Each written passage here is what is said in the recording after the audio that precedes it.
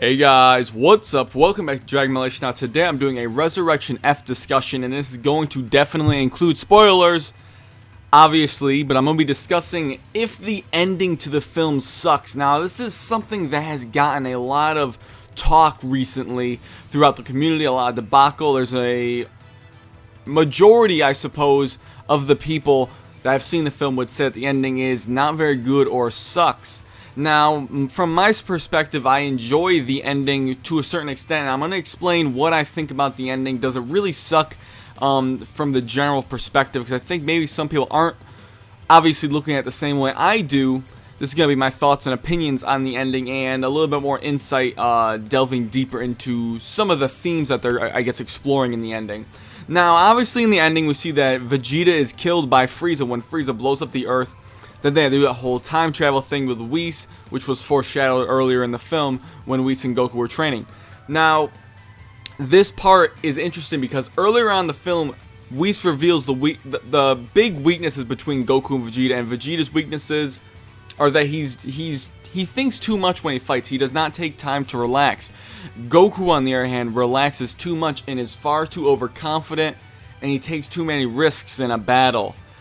This is kind of going off of that. When Goku goes back to kill Frieza with the Kamehameha, he's kind of showing that he doesn't really want to take a chance. Obviously, you know, he knows what's going to happen. Frieza's going to take the planet down. I've heard a lot of people say, well, why didn't Goku just warn Vegeta, you know, to kill Frieza? And, you know, we don't know if Vegeta, he may not have even done that if Goku had warned him to. Goku did not want to take the risk, if that makes sense. Goku was not taking a risk in that situation. He had to defeat Frieza there to not take any more risk, because after that, it was over. You can't do it over one more time. That was it. I think that's kind of showing character growth for Goku.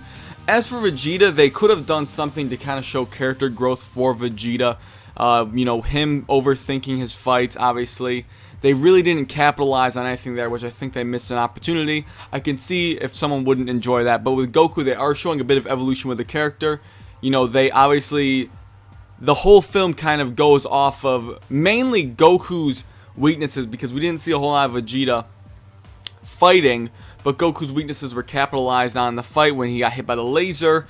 Obviously, he had his guard down, even though it seems a little bit silly.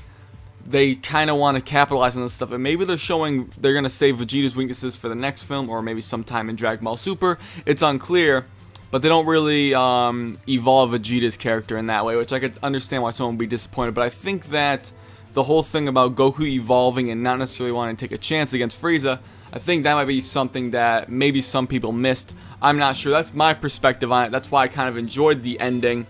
As for the whole time travel thing, people said that yes, it was told at an early point in the movie that people assume that they would use it. I, for one, found it as a good way of foreshadowing. I don't think it was used too blatantly in the beginning of the film.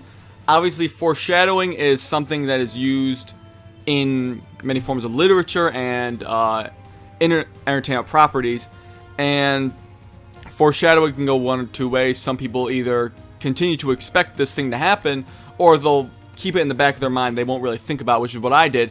It kind of stayed in the back of my head, not thinking about it, and then it surprised you at the end of the film. And, you know, aside from the whole Goku evolving his character, like I mentioned there, you know, that part made sense why Goku did that for me. That really did make sense why Goku killed Frieza. I think that's the main problem a lot of people had with the film, is why didn't Vegeta get the kill?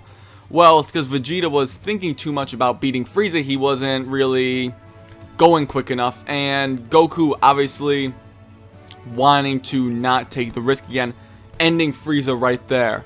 Obviously, taking the kill from Vegeta. They obviously capitalized on that moment there because Vegeta freaked out on him. They weren't just making it, not necessarily not making it for fan service, because obviously Goku is arguably the main character of the entire series. Many Goku fans out there, but I think it made sense for Goku's character to evolve at that point in time. That's just my thoughts on it. And the final thing that I kind of want to discuss is the very end of the film, which is where it kind of cuts to black after Goku and Vegeta talk about fusion, so to speak, quote-unquote fusion. They talk about working together. It's not exactly clear if it's fusion or not. It's very ambiguous to that point. And people say that they're like, oh, they're alluding to something, but they never really do anything with it. Well, I think that's the point of the film, the end of the film. They're not trying to give away what's happening. They're leaving it open to the next movie or whatever comes next. No one complained about the Battle of Gods ending where we saw Goku at night after Beerus leaves Earth. Goku's, you know, talking to Vegeta and stuff, and then there's a whole laughter scene, and then it kind of cuts to black.